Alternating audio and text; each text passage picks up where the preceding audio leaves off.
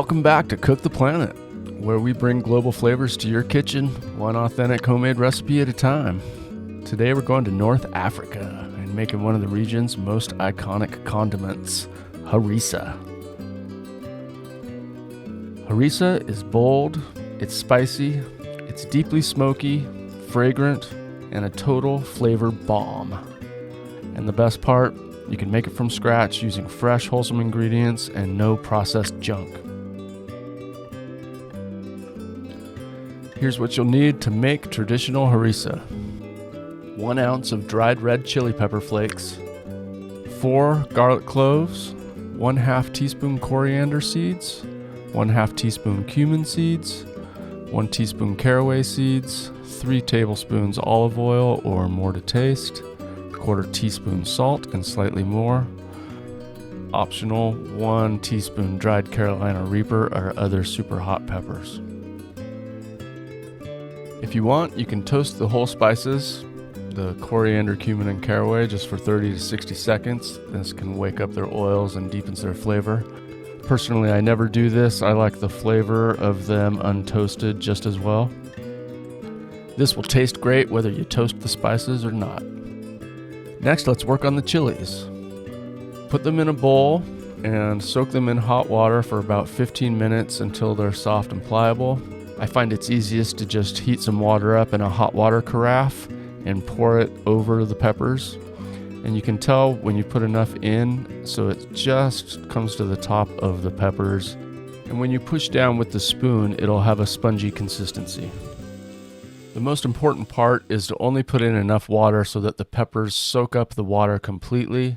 You want it to be spongy and to be completely rehydrated, but not watery or soupy. Now it's time to measure and grind the spices into a powder. I will measure directly into the spice grinder, grind the spices for about 30 seconds in the spice grinder, and then add them to the peppers. The next step is to mince the garlic. I always use fresh garlic. I never buy garlic in those containers. It has a certain smell to it, and that smell carries over into the harissa, so I don't recommend it. I recommend always using fresh garlic bulbs. Peeling and mincing the garlic. Once completed, add it to the peppers. Measure and add the salt. And then once you finish that, all you have to do is top it off with the olive oil. Now for me, I'm making a triple batch here, so it's slightly larger than what you'll see in the typical recipe.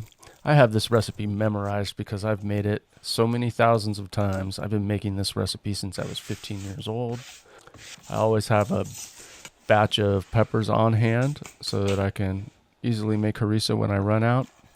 I've estimated that I eat around 100 pounds of harissa every year. We make this triple batch once a week. So you can do the math on that.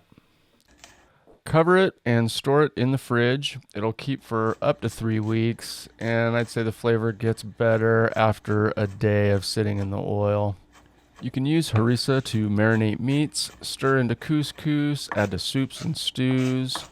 It's great for adding to hummus, stir it into yogurt.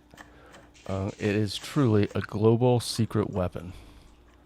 Sometimes I put it into a small jar and sneak it into restaurants if I know that the food there is extra bland and I need something to wake it up a little bit. Oh yeah, smoky, spicy, citrusy, earthy. That's a journey to Tunisia in a single spoonful.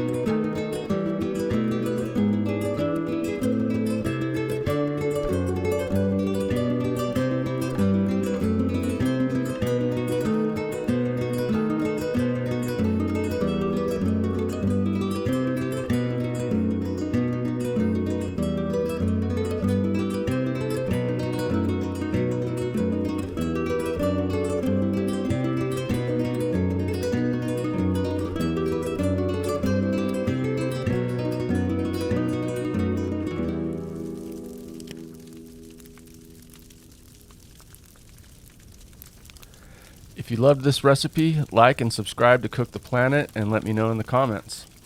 What's your favorite global condiment? See you next time for more flavor-packed adventures from my kitchen to yours.